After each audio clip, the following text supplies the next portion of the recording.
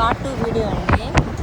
నోరు లోక నాలుక నారాయణ స్వరూపము. నోరు లోక నిధి. నోరు నోరు లోక నిధి. ముక్కు మునేశ్వరులు సిరి. కళ్ళు గాంధర్వులు కలువరేఖలు.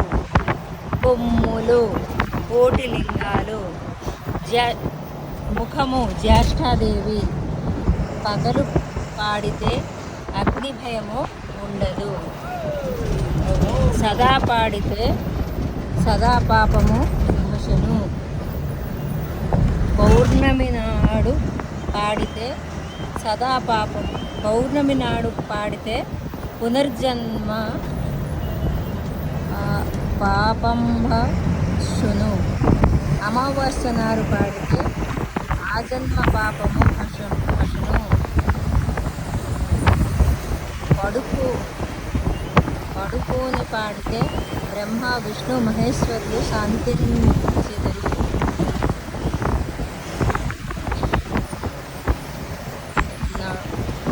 నడుస్తూ పాడితే పితృదేవతలు స్వర్గానికి చేరుదురు.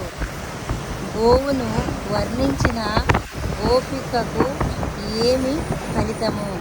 భూమి ప్రదక్షిణము, కాశీ ప్రదక్షిణము, గయా ప్రదక్షిణము,